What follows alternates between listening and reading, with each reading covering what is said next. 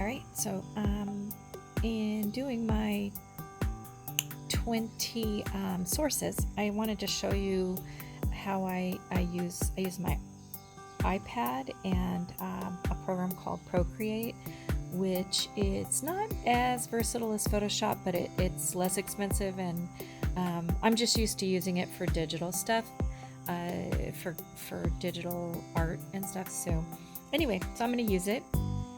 And so today I've already opened up my canvas, which if I go back to gallery, so basically if I click here, I can start a new canvas, which I've already done, and you can see I've got a bunch of other sources I've started working on. But okay, so this is the new one, and I am going to click on the wrench here, and I'm trying to do this with one hand while I hold my camera. I'm going to insert a photo.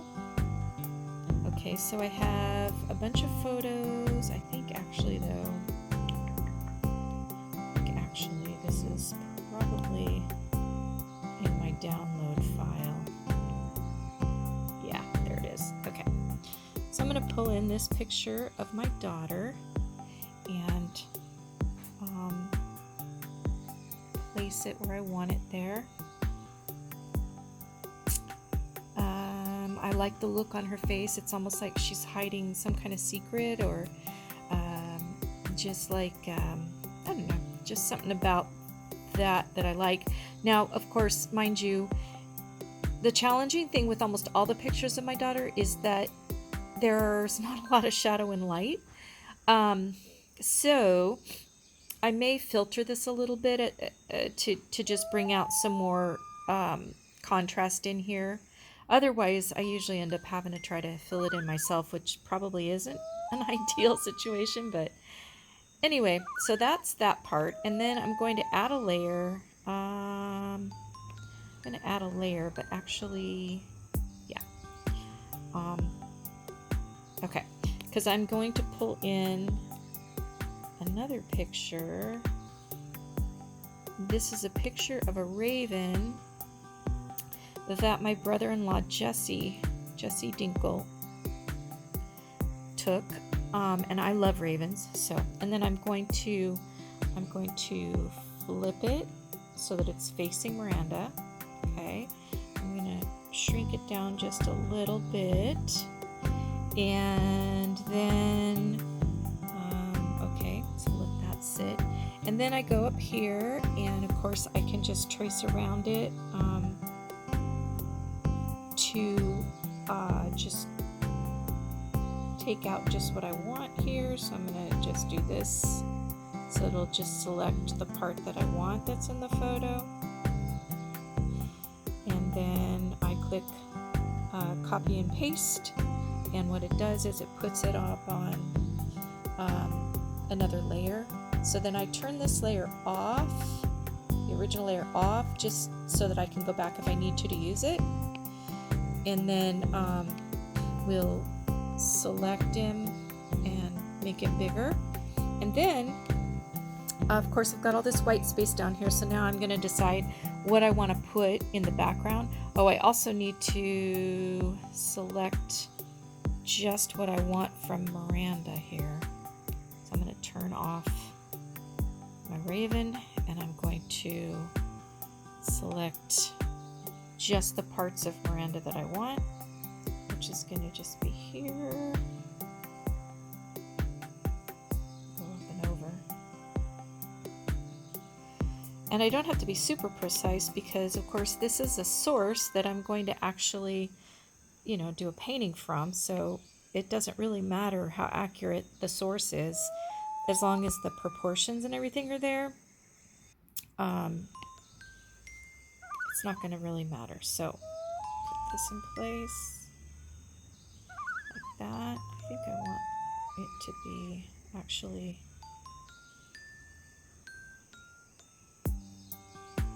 right about there. Whoops.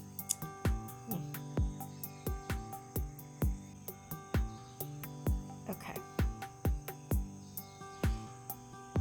go turn the raven back on. Okay. So now what I'll do is I'll figure out what I want to put in the background space. And I need to actually, let's see, I think I need the raven to be up here a little bit. There we go. So they're kind of overlapping, but not really. Okay. So now I need to click on my eraser. And I'm going to go in and kind of, I need to select him first. Okay. So now I've got to go in and I just want to kind of take out some of the surrounding parts that I'm not going to need. And again, this doesn't have to be perfect. I probably don't even really need to do this, but it just helps me to, when I go to do the painting, it's going to help me with proportions if I know exactly what is subject and what is the background of the subject. Okay, and Miranda, you can see that she's got some around her, but it kind of fades into the background, so I'm not too worried about it. All right. Okay, so now I created another layer, but I created it so that it's underneath the other two. So what I'm going to do is select what kind of stuff I want. Now I can do spray paint, which has all kinds of different like nozzles and effects. Probably gonna use burst first of all, and then I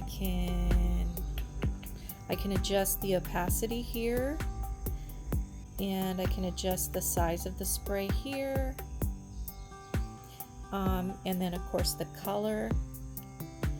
And I'm going to probably do a pretty vibrant color background. Probably, I want to say kind of in the, I don't know, maybe reddish tone. There's going to be a lot of blue in there, so maybe a bit of an orange would be good. So we'll go with kind of a bright orange. Why not, right? All right, so here we go. So I'm gonna spray. You can see that it can get all kinds of colors in there. And when I go to paint this, of course, it's not necessarily gonna look like that. I can do drips. So let's see how the drips look. So I can do that. And then let's see, let's change it up. Let's do a different color maybe, and let's do a fat nozzle so there's a little bit of spray, and we'll go to maybe a let's see what'll go good with that. Let's do maybe a little bit of a purple color, because she does have purple in her hair. So let's maybe a little bit of maybe a lavender. We'll see how that goes. Of course, if I don't like it, I can always undo it, you see. So there we go, a little bit of spray paint back there. And since I have the layer behind these, it's not going to cover them up. All right. So there's that. And then I can maybe go in and you know what, I think I'll do another layer, because that way whatever I do, if I want to delete it, I can, and it doesn't delete the first layer. Let's go to luminescence, maybe do some bokeh lights. That's kind of fun. And yes, I can try to recreate those at some point in the painting. Let's do them in like maybe an aqua color. Okay, and what I'm going to do is pull the opacity down just a hair, and we're going to go bouquet, bouquet. Okay, I can make it bigger. Okay, so there we go, right next to her face. Maybe a couple down here, something like that. All right, so now let's do something in the foreground too. So we're gonna add a layer in the foreground, and now whatever I do will be on top of them or in front of them. So we could go with bouquet, more bouquet if we want. Okay, I could do maybe some flowers or something like that. So let's see what we can come up with. Okay, so now I'm going to, on this, let's see, create a layer, another layer. Okay, so on this layer, I am going to bring in some flowers. So we're going to insert a photo, and we're going to bring in these petunias and see what we can do with this. So I'm going to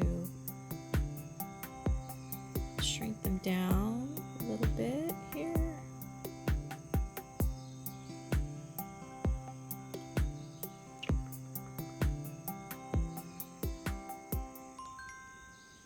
Okay.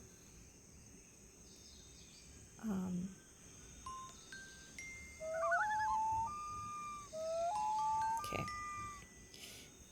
And then what I can do is I can either get another picture, or whoops, I can duplicate this layer and flip it. So let's unselect that. So I go up here and I can duplicate this layer. So now what I'll do is this second layer, select it, flip it, and so now we have two layers, but they're gonna kind of be just slightly different because I flipped them so they don't look the same. All right, I'll turn that layer off. And now obviously we don't want this sharp line here, so what I'll end up doing is going in and kind of carving this out. So we're going to select that one. We're going to carve it out so that I'm cutting out part of the raven here, so that he's kind of buried in there.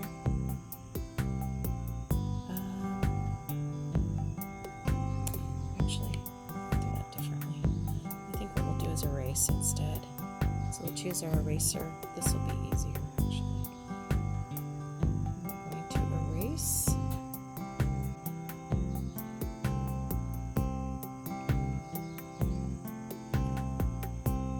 Erase that so that we've got